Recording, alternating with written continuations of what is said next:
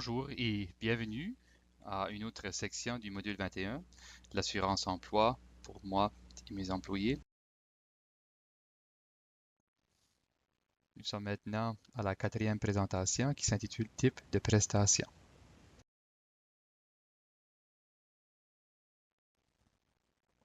Ici, on voit une liste de prestations.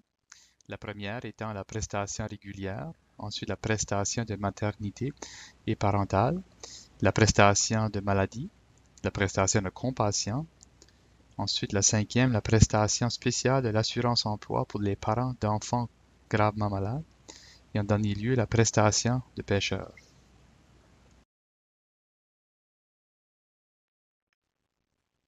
Pour ce qui concerne la prestation régulière, l'assurance emploi offre des prestations régulières aux personnes qui ont perdu leur emploi sans être responsables, c'est-à-dire manque de travail ou travail saisonnier, qui sont disposées à travailler et qui sont prêtes à le faire, mais qui ne peuvent pas trouver de travail.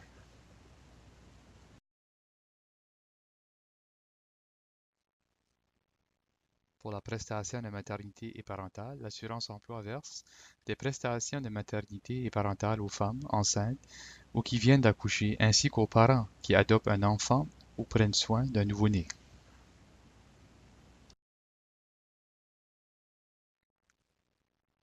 Pour la prestation de maladie, l'assurance emploi verse des prestations de maladie aux personnes qui sont incapables de travailler en raison d'une maladie, d'une blessure ou d'une mise en quarantaine.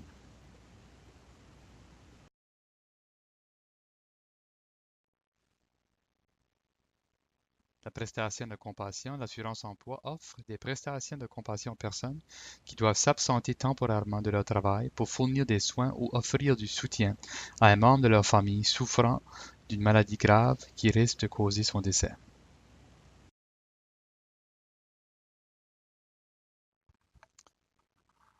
Pour la prestation spéciale de l'assurance emploi pour les parents d'enfants gravement malades, les parents admissibles qui prennent congé pour fournir des soins ou un soutien à leur enfant gravement malade ou blessé peuvent recevoir les prestations spéciales de l'assurance emploi pour les parents d'enfants gravement malades.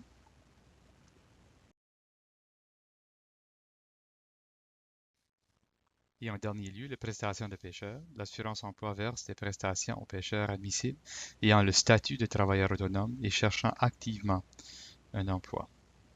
Pour plus d'informations concernant les différents types de prestations, je vous encourage fortement d'aller visiter le site du gouvernement du Canada.